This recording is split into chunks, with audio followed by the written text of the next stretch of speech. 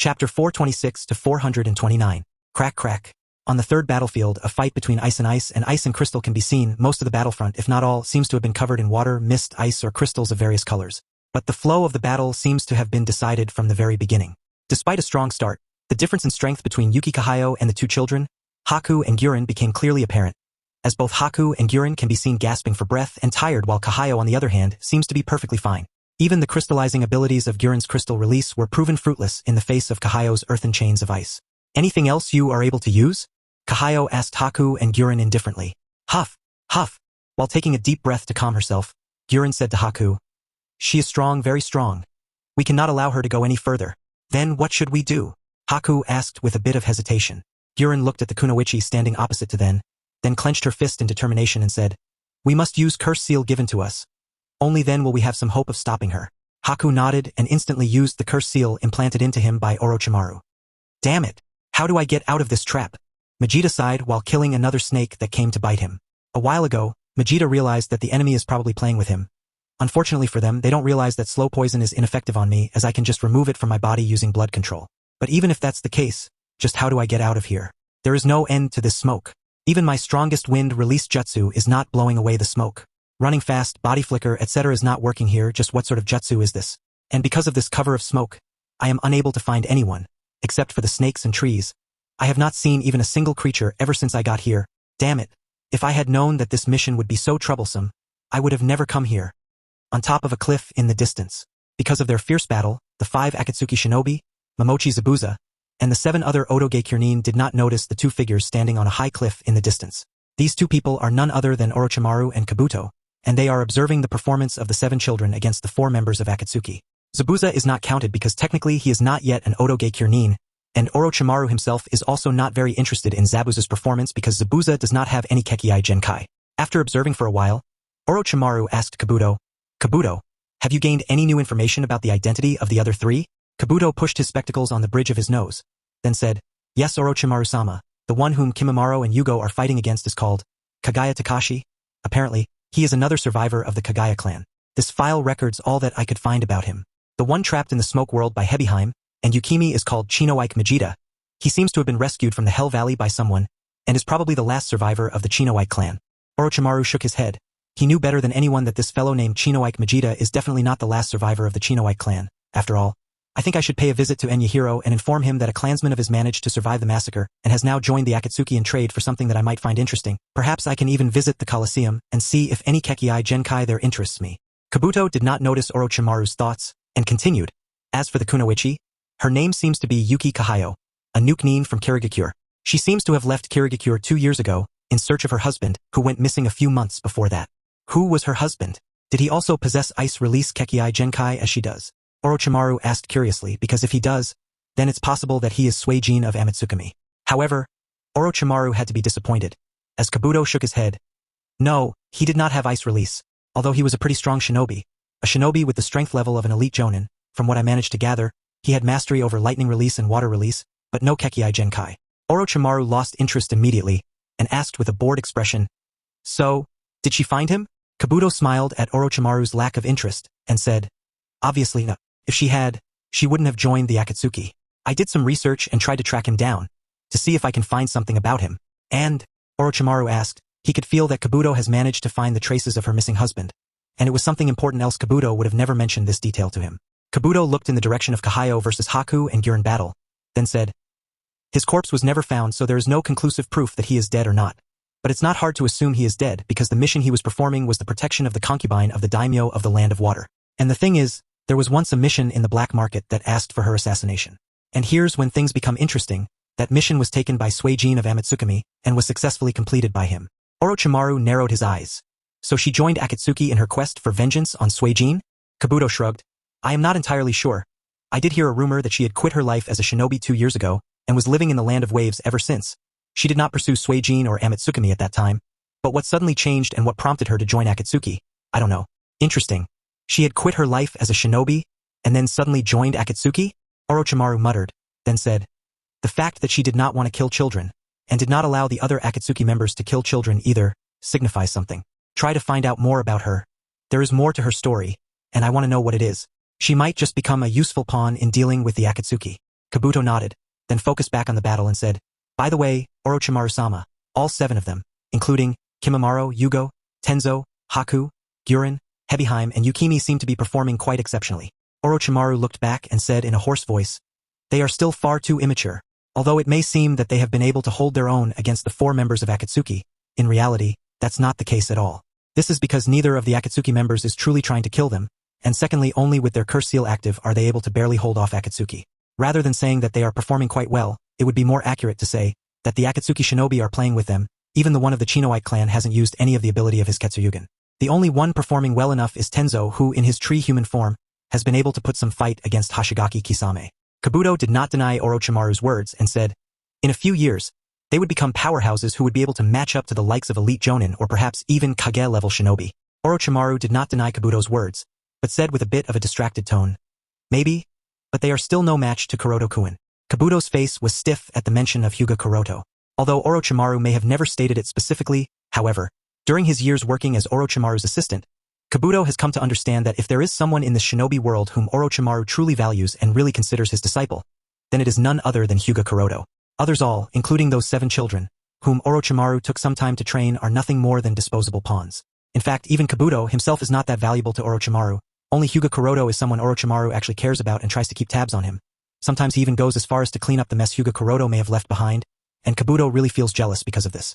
After watching the battle for a while, Orochimaru muttered, is this the limit? Kabuto asked with a bit of an anxious expression. Orochimaru-sama, what now? We should help them, otherwise, the one with the Ketsuryugen might be able to extract information about you. Orochimaru nodded and said, true, but we do not need to do it ourselves. Kabuto asked in confusion, is there anyone except for Momochi Zabuza that you have arranged? It hasn't been very long since Otogekure was founded, the manpower and resources are insufficient, so except for him and Orochimaru, there is no one with the strength to be able to resist the Akatsuki members. This is why Kabuto is both confused, but also curious. Orochimaru licked his lips and said with a sly smile, do you not think that this is the perfect opportunity to test out the new forbidden jutsu? Kabuto's eyes widened in surprise. The new forbidden jutsu? You don't mean that one, do you? Orochimaru nodded. Oh, I mean that one all right. Kabuto asked, but are you sure, Orochimaru-sama? If information about that jutsu reaches Akatsuki or the 5 great villages, then it could prove to be troublesome. Orochimaru bit his finger and said while waving hand signs, oh, I have never been more sure.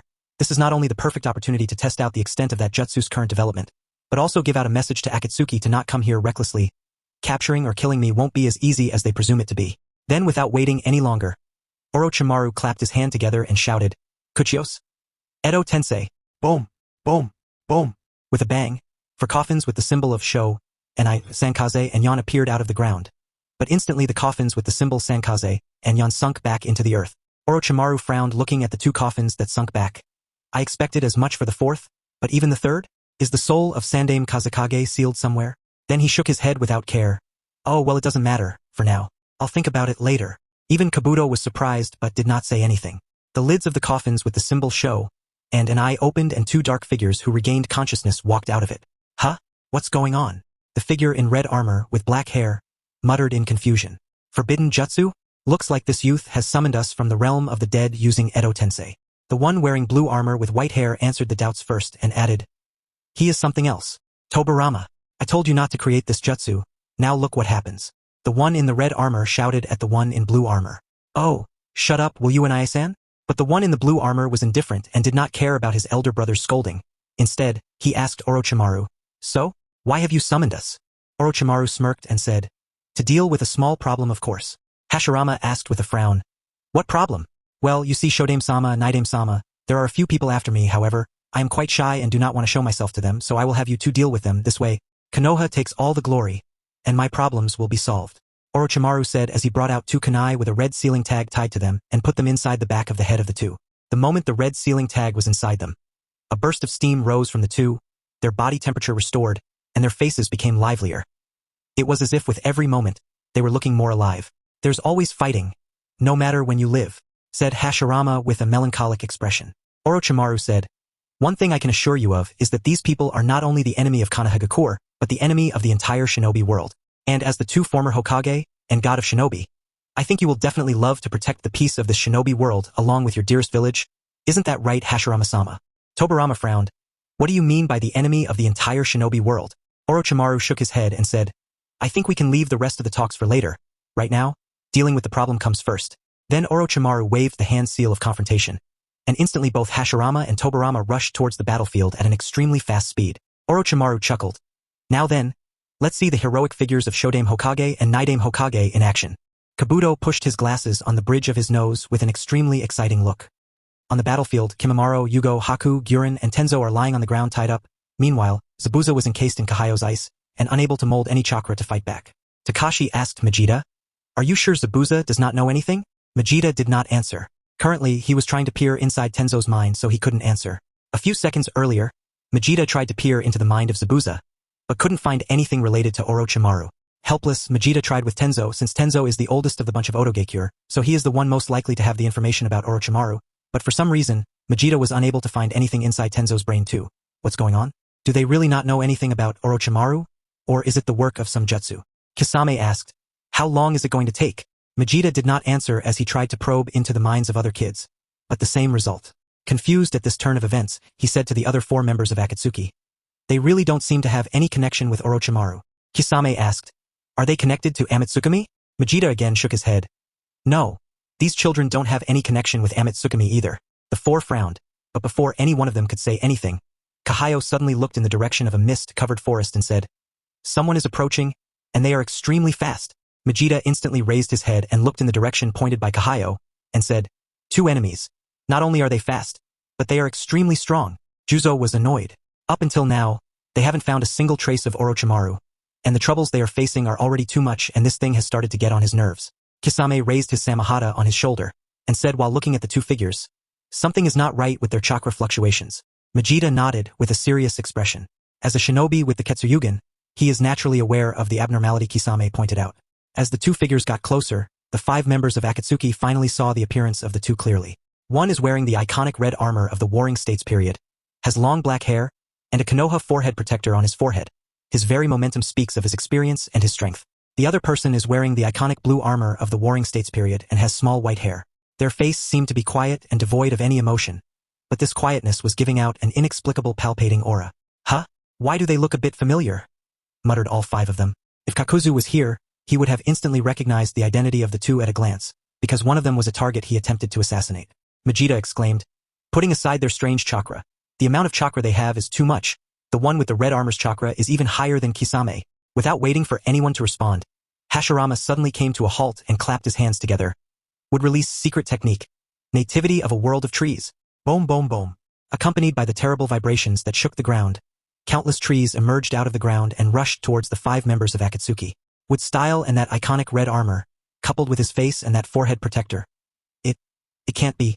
Is he really who I think he is? Majida stuttered. Shodame Hokage of Konoha, Senju Hashirama, the one and only god of shinobi. The expression on everyone's faces changed. Shock, confusion, and most of all fear was clearly evident. And this is natural, anyone would be shocked if they suddenly face someone who should have been dead for over 4 decades, not to mention that someone is the god of shinobi. While the 5 put all their effort to resist the world of trees, the one with blue armor printed the tiger hand seal and shouted, Genjutsu. Infinite darkness jutsu. Instantly their world turned dark, and the trees they were resisting against started to bind them. And because they couldn't see anything, as such they slowly and steadily started getting overwhelmed. Naidame Hokage, Senju Tobirama? Does this place have something to do with the Senju clan? Muttered someone because they are already sure that the 2 people on the opposite side are undoubtedly the first 2 Hokage of Konoha. After swinging his Kubikurabocho to cut trees continuously trying to bind him, Juzo shouted, This mission is a failure. Run for your lives. If we survive then we will meet again at the gathering point. Now good luck to everyone. Nobody questioned Juzo's orders and instantly escaped in 5 different directions. Even if they cannot see where they were going, they still did not stop because if they did then it would mean death. On Orochimaru's side, Orochimaru looked unhappy upon seeing that the moment the 5 members of Akatsuki recognized the identities of Shodame Hokage and Naidame Hokage, they fled in panic and didn't even dare to fight. Kabuto laughed. Orochimaru-sama. They didn't even dare to fight. Is the deterrent effect of the first 2 Hokage so high? Orochimaru nodded. Perhaps. He was the god of shinobi, after all. Kabuto then said with a thoughtful expression. If that is the case, then we no longer need to fear Akatsuki or Amatsukami.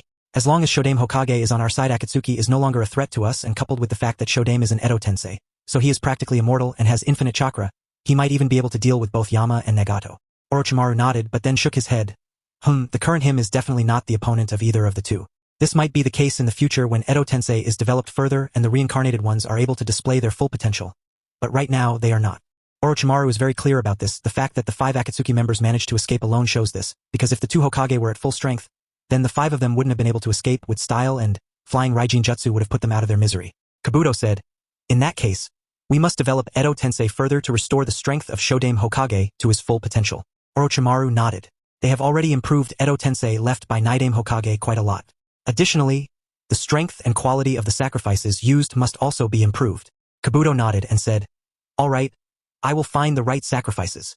Orochimaru said, "Do it as soon as possible, we have a big thing coming ahead." Kabuto's eyes widened, and he asked, "Do you mean you are accepting that agreement?" Orochimaru licked his lips and said, "Just perfunctorily. I will be going to Konoha to discuss the alliance agreement between Konoha and Otogekyure." When the news of a new shinobi village being established in the land of rice fields/land of sound was received by Konoha, Sandame Hokage immediately sent a formal representative to form an alliance with Otogekyure. Kabuto asked again, "Have you notified Shimura Danzo?" "Danzo?" Orochimaru said with a disdainful snort. "Danzo no longer holds any qualification to cooperate with me. The path he is trying to follow will only lead to his doom. The only thing he is useful for is being a good guinea pig." Then jumped and moved towards the battlefield. Kabuto did not say anything and silently followed. Both of them did not. The white Zetsu clone hidden inside the ground who submerged itself inside the earth after everything was said and done. Konohagakure, Kuroto's home. Looking at the pulsating green chakra, Kuroto's eyes widened, and he asked in surprise, "So, you are already able to use Iryo ninjutsu?" Yui shook her head and said, "I learned the right frequency, but the potency is still too low, so I can only heal small cuts, no major wound." Kuroto patted her head and said, "Still, that's a very good rate of progress." Yui smiled. She was genuinely happy. When Kuroto returned from Kirigakure, he was surprised to find that on the very next day of his departure for the mission, Tsunade-sama had already summoned Yui and took a test on her. After she was satisfied with Yui, Tsunade-sama formally accepted Yui as her disciple. Kuroto was happy when he learned of this and made sure to complete the end of his promise to Tsunade. So, in the past 2 days, Kuroto managed to sell the Byakugan to the Hyuga clan. Of course, only Hyuga Hayashi knows of this transaction, other than the patriarch of the Hyuga clan and Fujin of Amatsukami. No one else is aware of the secret transaction. The price Fujin asked for the Byakugan was 70 million ryo, and Hyuga Hayashi agreed to that price. After all, Amatsukami is too dangerous. If they were offended, not only will the Byakugan not be obtained, but Amatsukami will become an enemy of the Hyuga clan, and the Hyuga patriarch wanted neither, so he agreed. Using those 70 million ryo and adding some from his own pocket, Kuroto paid of Tsunade-sama's debts, as promised. But what made Kuroto more surprised was that, aside from Yui, Tsunade-sama had also taken another kunoichi by the name of Uchiha Izumi as her disciple, which was a shocker. Maybe Tsunade-sama used this opportunity to also involve the Uchiha clan in her plan. No wonder her plan was accepted by Hokage-sama. It is obvious that Hokage-sama will not refuse her, with Hyuga clan and the Uchiha clan both backing her. Moreover, this perhaps works in the favor of both the Uchiha clan and the Hokage faction, as they obviously intend to resolve their internal conflict so that they direct all their attention on Akatsuki and Amatsukami. Heh, poor Danzo. Kuroto smirked as he imagined what would be the mood of Shimura Danzo these days. "Kuroto-kun, you are giving off a wicked smirk," Yui pointed out. Kuroto immediately put back his smirk and said, "Oh sorry, anyway. Now that you are a disciple of Tsunade-sama, you do not need to waste time cleaning up the house or my meal. Focus on your growth, that's more important." Yui frowned and asked, "But you don't do these things, and if I don't do them either, won't this place become dirty?" Kuroto shook his head. "It doesn't matter. If it becomes, let it become. If anything, I will do it myself." Yui looked at Kuroto as if she has heard the worst possible lie, and said as if she doesn't believe him at all, Yes, I believe you." Kuroto's felt as if his ego was being questioned, and said with some emphasis, "Hey, I am being serious. Don't do these tasks in the future. I will do them myself, or with my shadow clones, or if even that doesn't work, then I will arrange someone else to do it for me." Yui said with a pout, "Except for me, who else will take care of you?" Kuroto smiled. "Heh, I have subordinates in the Umbu. They are all free labor. If I order them to clean my home, obviously they dare not complain." Yui sighed. "Just what else did I expect? Besides, even if you don't say it, I have also come to understand that I won't have much time in the future to learn under Tsunade-sama. Then also taking care of Hinata-chan and Chien-chan's teachings. I will be very busy from now on.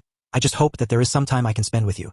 Early morning of the next day, both Shursui and Itachi came to the Forest of Death as per Kuroto's instructions. They searched for Kuroto, and soon found him asleep on the branch of a tree.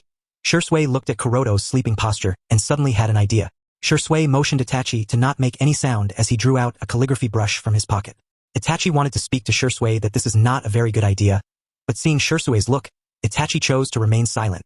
Now with the calligraphy brush in his hand, Shursui took silent cat steps towards Kuroto, making sure that he did not make any sound lest he wakes up Kuroto, and shortly he was standing in front of the sleeping Kuroto. Now standing before Kuroto, Shursui motioned his free hand to and fro, in order to make sure that Kuroto was really sleeping. After confirming that Kuroto was indeed asleep, Shursui snickered and without any weight, he raised his hand to give Kuroto's face a nice touch of art. Shursui motioned Itachi again to make sure that he does not make any sound, all while bringing the brush closer to Kuroto's face, and just as he turned back towards Kuroto, Shursui noticed that Kuroto's eyes were wide open and Kuroto was looking at him with a deadpan expression. Shursui, what do you think you were doing? Shursui's hand stopped midway, and he blinked 2 times to realize the situation he was in. Sweat poured out of his face and he jumped backward in panic. Kuroto-san, you are awake. Then, while trying to hide the brush in panic, he said, I thought you were sleeping. And, Itachi sighed, I had known that this was a bad idea. Kuroto yawned and stood up, after stretching his body to get rid of all the sleepiness. Kuroto said to Shursui, it's early morning and you are already so lively. Shursui nodded. Why? Yeah, it's such a lively day, isn't it? Just to make sure that Kuroto does not pursue the matter earlier. And of course, Kuroto did not pursue it. Shursui is nervous, Kuroto can see that, and if a bit of humor and prank can help Shursui calm his nerves, then it's all fine and good with him. Anyway, putting aside your childish antics, I hope you are ready for the implantation operation, Kuroto said to Shursui. At the mention of the operation, Shursui's face turned serious, and he nodded. Yes. Kuroto nodded and jumped down from the tree, and started weaving hand signs. Shursui also jumped too, and looking at Kuroto weaving hand signs in front of the tree, he asked with a confused tone, by the way, Kuroto-san, why to call us to the forest of death? Kuroto answered Shursui's doubts. Implantation operation cannot be carried out at your or my home. It would be too risky, as such we are going to perform it here. Here, Shursui muttered. Kuroto nodded. Here was a secret laboratory of mine, but since we acquired Anchor Vantion, so I transferred the laboratory to the Sky Fortress, but it's still a secret hideout as this place was never found by anyone because of how cleverly it has been hidden. A perfect place to carry out the operation while still remaining in the village. Itachi raised his brow upon hearing Kuroto's words. He still remembers that the genin team he was part of once had a mission of killing a very dangerous and ferocious wild boar that was disturbing the food chain in the Forest of Death because of how much it ate, and Itachi remembers that Kuroto happened to be present here at that time, and took it upon himself to take care of that wild boar. At that time, Itachi didn't think about it too much, as it isn't strange for a Konoha shinobi to be present in the Forest of Death. After all, this place is not only a site to carry out Chunin promotion tests, but also a training field for frequently used by many shinobi. Not to mention, this place is also used for acquiring materials for brewing poisons and other medicines. And now that he is hearing of the secret laboratory, Itachi can't help but think. It seems that it wasn't just a coincidence that we encountered Kuroto-san at that time. Kuroto-san had prepared a secret hideout here. At this time, the entrance inside the tree opened, and Kuroto walked inside followed by Shursui in tow. Before both of them went inside completely, Kuroto said to Itachi, Itachi-kun, the implantation operation may take a few hours. During this time, neither I nor Shursui will be in any condition of helping out, so please guard the entrance and make sure that no one interferes. Itachi nodded courteously. I understand, Kuroto-san. Please make sure that the operation is carried out successfully. You needn't worry about anyone interfering. Kuroto nodded. Then started to walk deeper inside the laboratory. And just as Shursui was about to follow Kuroto, Itachi said to him, Be careful, Shursui-san. Shursui turned back and asked with a smirk, What is it I am seeing here, Itachi? Are you worried about me? Itachi neither nodded nor denied. Shursui just smiled and waved his hand. Fear not, my friend. I shall prevail in this battle, and beat the Lady of Death before she can take my heart. He is being unusually poetic and funny. This is not like Shursui-san, no doubt about it. Shursui-san is indeed nervous about what's to come. Itachi thought as he looked at the fading backs of Shursui and Kuroto and the entrance to the hideout being closed. And with both Kuroto and Shursui gone, Itachi jumped over the tree and sat there watching the surroundings. At the same time he spread his crows to help him keep watch over the surroundings. It didn't take long and the entire Forest of Death was already under his watch. Inside the secret laboratory, while walking through the passageway which was lit with several fluorescent lamps, Shursui's mind was filled with various thoughts. Just from one look at how deep the passage goes, Shursui can't help but sigh. I never expected that the secret laboratory you have here would be so big, Kuroto-san. Shursui's eyesight may have almost deteriorated. He was still able to see and sense many things. After all, his perception is still top-notch. Kuroto, while walking in front, nodded indifferently. It's nothing strange. Is it really? Shursui sighed lightly. After a while, both Kuroto and Shursui arrived in the operating room. This operating room was been neatly rearranged by Kuroto, all for the purpose of the implantation operation. A lot of money was spent by Kuroto for making sure all the instruments were present. Looking at the various medical instruments in the operating room, Shursui was stunned. Kuroto-san, isn't this just an implantation operation? What need there is for so many instruments? They are kind of making me more nervous. Kuroto motioned Shursui to down on the bed and started to explain. There is nothing to be nervous about. These instruments are placed here to keep your real-time vital signs in check during the implantation operation. There is a cardiac meter to measure heart rate, a pulse oximeter to keep the pulse in check. Then there is a respirometer as well as an oxygen supplier, a blood pressure monitor to measure your blood pressure. Additionally, there is a thermometer, a body water level measurer, and a few other devices. Obviously, all of these are not necessary, but I have arranged them to make sure that everything goes without a hitch. Shursui nodded. At this time, Kuroto took out an injection, added a few medicines to it, then injected it directly into Shursui's bloodstream, while explaining, "This is an intravenous injection, and the fluid it contains is a potent cell activator. For successful cell implantation, a cell activator is necessary." "A cell activator, is it?" Shursui muttered as he suddenly started to feel something in his bloodstream and the entire circulatory system. After completely injecting the fluid, Kuroto threw the injection into the trash can and said, "It would take about 2 to 5 minutes for it to have full effect. In the meantime, change your clothes into the patient gown." 5 minutes later, Shursui did as was told, and after changing into a patient gown, he was currently lying on the bed made out of stone. After preparing a few other things, Kuroto said to Shursui, "Now that almost everything is ready, let me first introduce the complete procedure to you." Shursui nodded with a distracted expression because the cell activator was making him feel extremely hot. So hot that even though this operating lab is extremely cool, Shursui was still sweating heavily. Kuroto said, "In the first step, I will remove your Manjikyu Sharingan and replace them with the pair of Eternal Manjikyu Sharingan." The distracted Shursui nodded at first, but the very next moment, he realized what Kuroto had said and instantly sat up in surprise. "What? But why? This is a cell implantation operation, so why those eyes?" Kuroto patiently explained, "Your eyes are completely blind, so I am afraid that with your current ocular power you will not be able to suppress Shodame-sama's cells. So to make sure that nothing goes wrong, I will implant Eternal Manjikyu Sharingan." Shursui asked, "But will Tsukihei agree to it? After all, the Eternal Manjikyu Sharingan is already in her tuck." Shursui hadn't even finished speaking, and Kuroto had already placed a small nutrient capsule on the table on the side. Shursui looked at the nutrient capsule and noticed the pair of eyes floating inside the glass capsule, and he didn't know what to speak anymore. Kuroto patted Shursui's shoulder and motioned him to lay down, as he said, "Don't worry, Uchiha Tsukihei is a selfless girl, and she is happy to lend the eyes to you. In fact, knowing that your operation was about to be carried out, she approached me on her own accord and presented me with the idea of using these eyes to make sure that you survive." Shursui said sincerely, "Kuroto-san, if I don't survive, please thank her in my place for all that she has done and is doing for the Uchiha clan. I would rather not do that yourself, which means that you are not allowed to die." After a pause here, Kuroto explained the further steps. "So after your eyes are replaced in the first step, for the second step I will inject a fusion solution inside your body. The fusion solution is made of a few special drugs and will cause you some pain, but you must endure the pain because this is necessary for successful implantation. After the first 2 steps, we will have the third step. In this I will inject specially treated Shodame-sama cell inside your body. What you must do is use your own ocular power to suppress them and make sure that they do not take over your body completely, else it would mean death by becoming into a tree," explained Kuroto. Shursui nodded. "All right," Kuroto added. "One thing I want you to keep in mind is that I am not going to be using any anesthetic agent in the entire implantation operation, so that you can fully use your ocular power and sense the changes going in your body. So, bear in mind that the pain you feel will be extreme. It would be so unbearable that you would rather want to die. But you have to survive."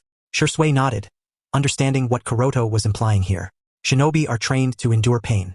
Cuts, wounds, fractures, muscle tearing, and other kinds of pain can be easily ensured by them, and there is no need to even mention those things.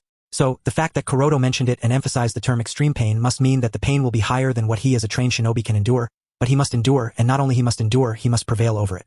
Kuroto informed him of this in advance to make Shursui prepare himself psychologically. "Yes." Shursui nodded. He is very confident in his pain tolerance limit. At last, Kuroto said in a deep voice to make sure that Shursui pays attention to his words, "Remember that Hashirama cells are more cancerous than any kind of tumor, and they take over their target extremely fast, faster than what the human mind can work. Some time ago, I managed to get my hands on the experimental data of the Hashirama cell implantation experiments and operations carried out by the village.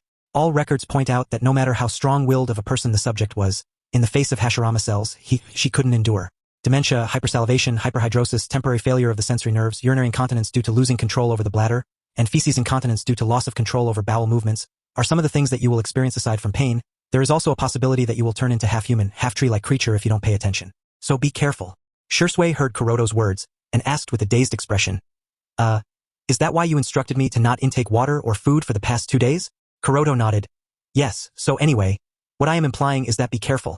Ahead is a battle of life and death." Shursui asked again, "But did you not say that the success rate is 100%?